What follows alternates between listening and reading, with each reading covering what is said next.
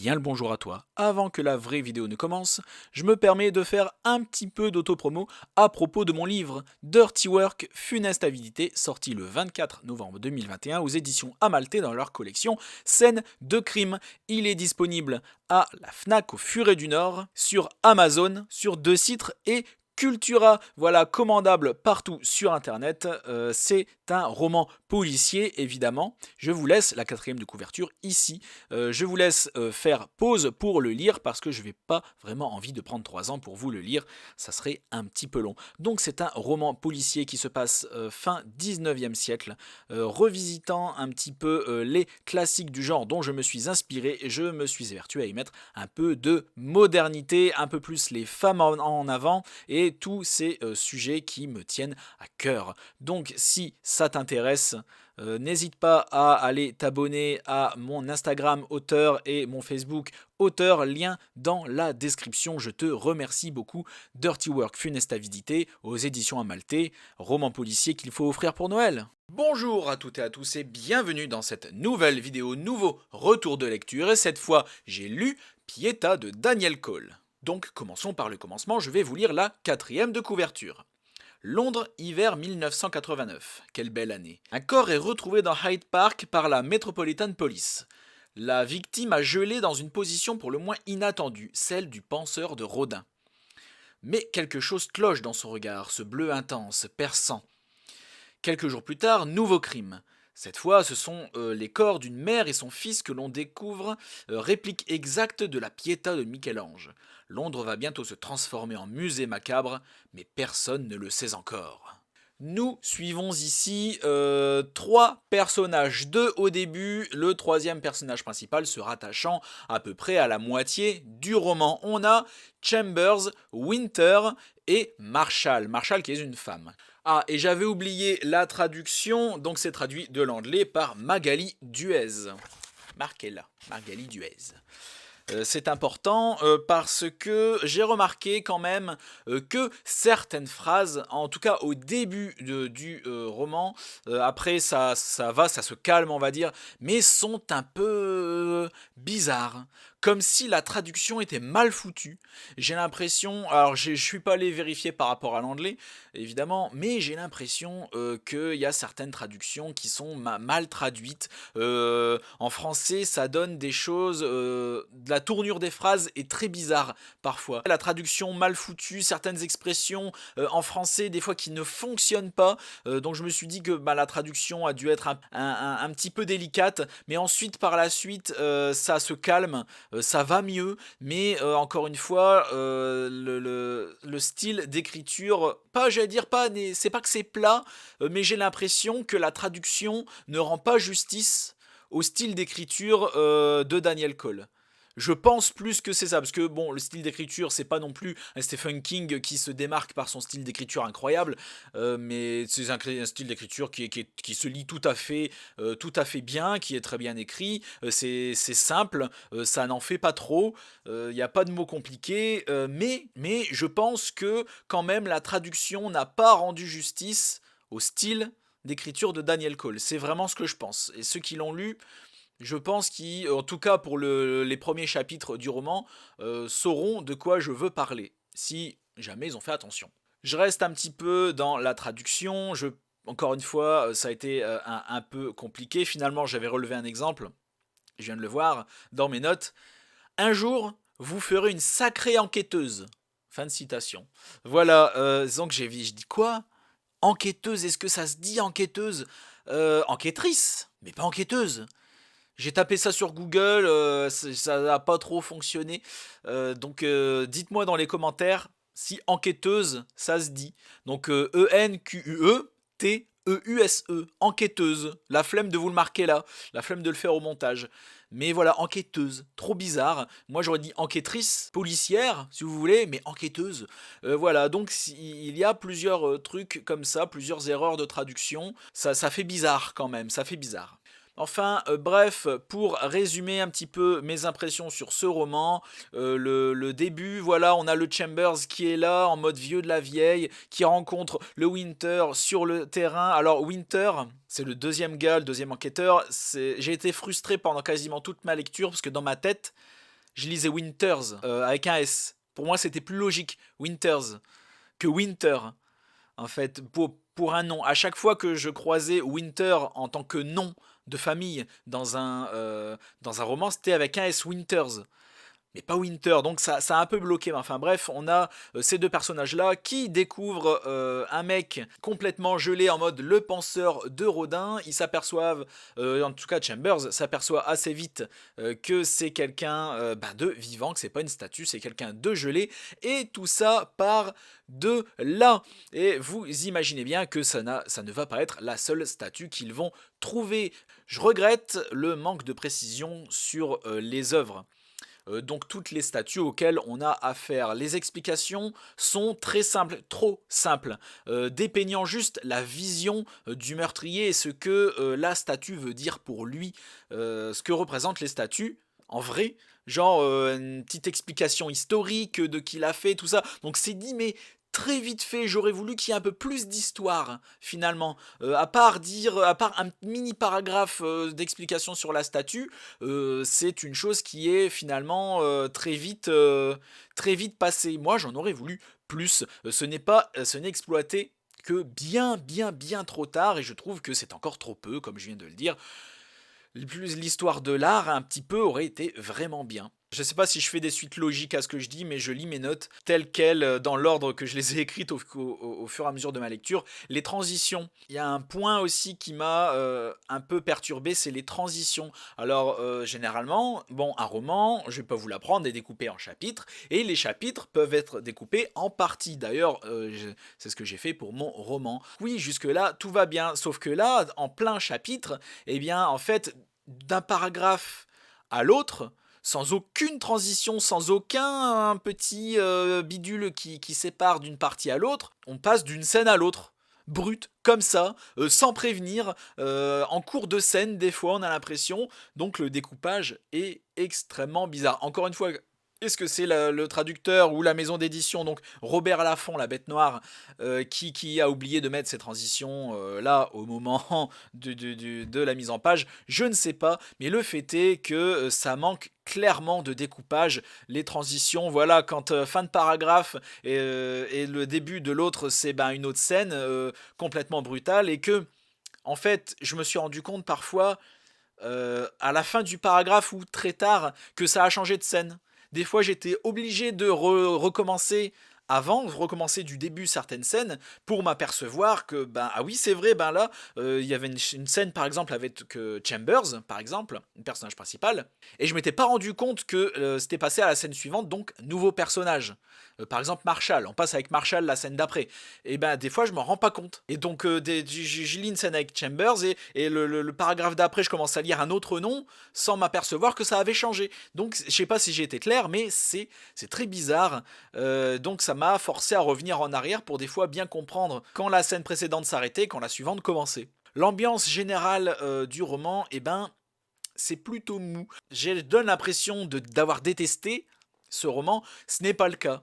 Ce n'est pas le cas, j'ai vraiment bien aimé ma lecture, j'ai passé un bon moment, j'allais dire un très bon moment, non, faut pas exagérer, j'ai passé un bon moment de lecture, c'était agréable, ça j'aurais dû le dire du début, c'était bien, j'ai bien aimé le coup des statues gelées, les mises en scène des statues sont bien, il n'y a aucun souci.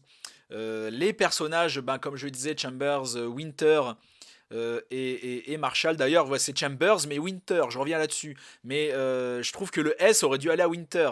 Pour que ça fasse Winter, c'est Chamber. Point de vue non, enfin bref, ça tient qu'à moi. Hein. Et donc, oui, j'ai passé un bon moment. Les mises en scène des statues, c'était stylé. L'histoire du mec, c'était stylé aussi. Mais ça, le méchant, j'y reviendrai plus tard. Mais l'ensemble était plutôt mou. J'aurais aimé qu'il y ait plus d'action, que ce soit plus haletant, qu'on m'en mette un peu plus plein la gueule, que ce soit plus violent, parce qu'il y avait clairement matière à ce qui est tout ça.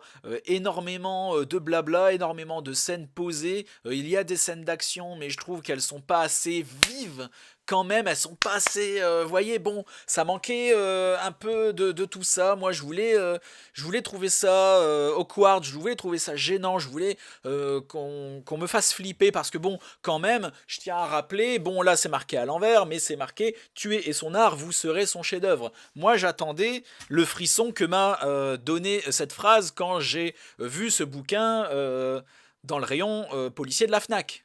Vous voyez un peu mais je ne l'ai pas retrouvé ce frisson un peu morbide, voilà. C'est extrêmement dommage. Mais encore une fois, j'ai bien aimé, mais je me suis un peu fait chier. Petite chose, encore une fois, bon, tous mes points sont négatifs, malheureusement, je suis désolé, mais je le répète, j'ai vraiment bien aimé ma lecture. Certaines choses que les personnages découvrent avec surprise à la fin, eh bien, nous ne pouvons pas partager cette surprise tout simplement parce que ce sont des choses que l'on savait nous déjà depuis longtemps, des petits éléments qui auraient pu nous surprendre à la fin, tout comme nos enquêteurs l'ont été surpris. Et mais ben non, c'est une information qu'on nous a déjà donnée avant, donc du coup quand on lit ça on est là, oui, oui, ben voilà. Et c'est dommage quand même, on nous en dit, au fur et à mesure de l'histoire, on nous en dit trop. Il y a les éléments qui auraient pu faire office de plot twist, bah du coup ça ne marche pas parce que c'est des éléments qu'on nous a déjà donnés d'avant. Et je trouve ça vraiment dommage. En bref, fin de la partie no spoil. La partie suivante, je vais commencer à en parler un peu plus, en révélant certaines choses du livre pour ceux qui l'ont lu. Donc pour ceux qui ne l'ont pas lu, qui ne veulent pas être spoilés, en bref, j'ai bien aimé. C'était une lecture agréable, plutôt bien écrite, mais je pense encore une fois que la traductrice n'a pas rendu justice à Danielle Cole et je suis désolé, bon à la fois pour Danielle Cole, mais aussi pour elle. Je ne suis pas là pour descendre les gens, mais enfin les faits sont là. Un peu mou encore une fois, manque d'action, il y a énormément de potentiel avec tout ça, les mises en scène des statues sont stylées, aucune surprise, rien de nouveau sous le soleil, ça ne réinvente rien, mais cependant vous pouvez passer un bon moment. Attendez vite fait combien il fait de pages, je crois que c'est 380 pages et des brouettes, t'as des juste 2 minutes, sans compter les remerciements, il fait 384 pages. Maintenant, place à la partie spoil où je risque éventuellement de dire plus de choses.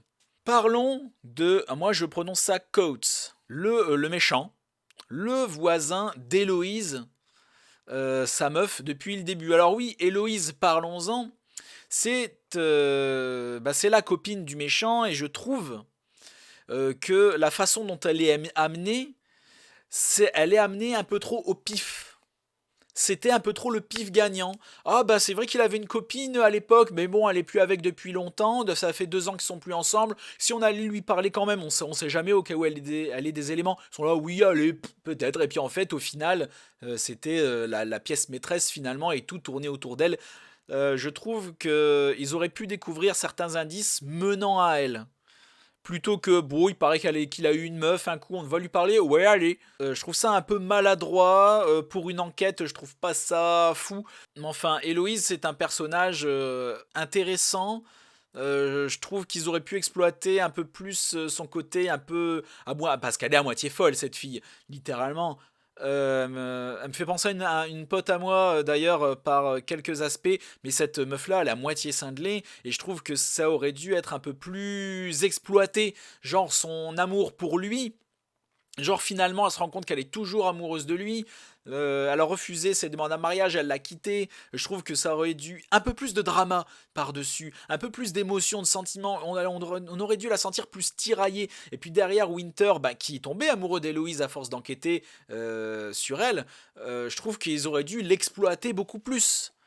Ça aurait fait un drama Coates Winter, Winter qui aurait eu la rage envers Coates, qui aurait lui-même fait plus de choses par amour et tout. Il y aurait eu du drama, ça aurait été trop bien. Il y avait un filon à exploiter à propos de ça et qui n'a pas été exploité. Et ça, malheureusement, je le déplore beaucoup. La dernière statue, ça m'a pas vraiment surpris, si vous voyez ce que je veux dire. Encore une fois, partie spoil, je me réserve le droit de le dire. Si vous êtes encore là, que vous ne l'avez pas lu, démerdez-vous, je vous aurai prévenu. La dernière statue où on voit Héloïse morte, parce qu'il était évident que comme les premières statues, c'est la naissance de Coates, c'est le début de sa vie, ça allait être évident qu'à la fin, c'est la fin de sa vie, qu'il allait se suicider. Et évidemment Héloïse avec, puisque la symbolique des statues allait de pair. Donc rien de surprenant, je m'attendais à être surpris, mais encore une fois, pas du tout. Je n'ai pas été surpris, j'étais un peu déçu. Donc évidemment, c'est bien foutu, la mise en scène est très bien foutue, tout est très bien fait, aucun défaut. En soi, aucun défaut, mais c'est assez plat. Je m'attendais à être surpris, je l'ai pas été.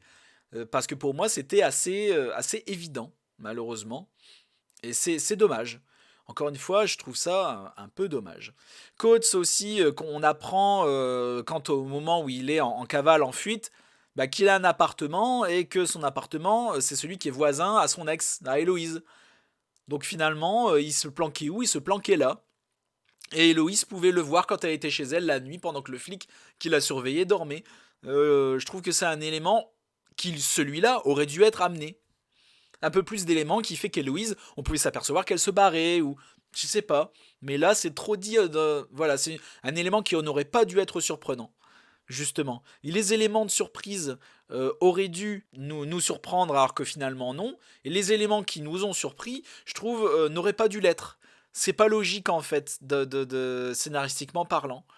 Donc il y a énormément de potentiel dans ce roman, énormément de bonnes idées, mais qui sont mal amenées, je trouve. Pour terminer, voilà, le trio de persos Chambers, Winter, Marshall n'est pas mauvais.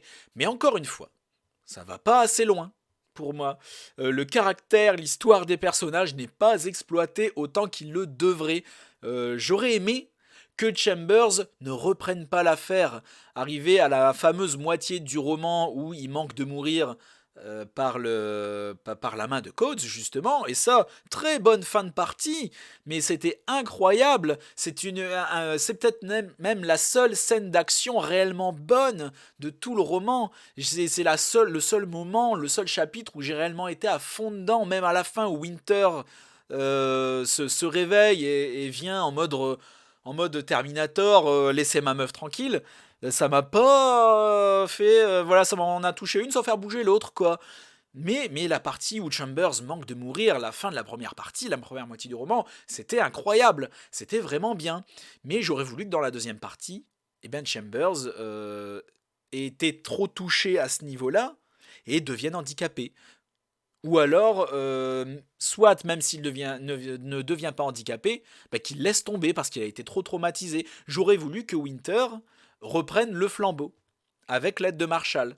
Mais j'aurais voulu que Chambers dise stop. C'est bête, mais point de vue drama, point de vue scénario, ça aurait été plus logique, ça aurait été bien. Un Winter plus déter, donc qui a repris du poids 7 ans après et tout, donc qui veut se reprendre en main, il retombe sur cette affaire, poussé par Marshall. Marshall nouvelle dans le métier qui sort à peine. J'aurais aimé qu'elle soit encore genre addicte à la drogue.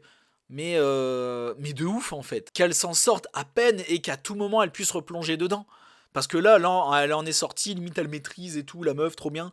Et non, j'aurais voulu qu'elle se batte encore avec ça, limite que son métier, ce soit la chose qui l'aide à s'en sortir, et que Winter, derrière, l'encourage, la pousse et tout, ou un Winter qui porte tout ça à bout de bras, que c'est un peu trop lourd pour lui, parce que finalement il était démotivé, il est trop gros, il n'y arrive pas, c'est un loser, et ça aurait été bien qu'à la fin, à bout de bras, avec l'aide de Marshall, il y arrive, et qu'il arrête Coates sans Chambers, parce que là, tout repose sur Chambers, et je trouve ça extrêmement dommage. Même, bon, Marshall, évidemment, a un grand rôle, mais pour moi, pas assez, quoi. Par rapport à Chambers, j'aurais aimé que Winter soit le héros de cette deuxième partie. Et je trouve ça extrêmement dommage que tous les démons de nos trois enquêteurs ne soient pas exploités. Et pourtant, il y a matière. En bref, malgré tout ce que j'ai dit, c'est une bonne lecture. J'ai apprécié le moment, comme je l'ai dit à la fin de la partie no spoil. C'est une bonne lecture, j'ai vraiment kiffé, ça m'a pris un moment pour le lire, mais comme je l'ai dit, j'étais... quand je rentrais chez moi, le soir, après le sport, la première chose que je faisais, j'allumais la console, je prenais pas le bouquin. Il m'a pas assez sbirifié pour que je veuille absolument le terminer, ce qui m'a pris plus de temps. Du potentiel, plein de bonnes idées, mal exploité, un rythme trop mou, mais je vous le conseille quand même. Si vous pouvez le choper en promo, pas dans une boîte à livres, il est sorti qu'en juillet dernier, faut pas déconner. Mais quand même, un bon moment de passer, une bonne lecture, pas désagréable. Je trouve que c'est un bon début quand on veut démarrer dans ce type de lecture. Dans un thriller, un roman un peu noir, un peu flippant et tout, je trouve que c'est un bon début. Merci à tous d'avoir regardé cette vidéo de Rabat-Joie jusqu'au bout. N'hésitez pas à liker la vidéo, à la partager, à vous abonner à la chaîne. La prochaine vidéo retour de lecture, ce sera, je l'ai justement sous la main, ce sera sur les enquêtes des sœurs Brontë, la mariée disparue, que je n'ai pas encore commencé. Je ferai mieux de me bouger le cul. En attendant, la prochaine fois, à la prochaine chez Alistair.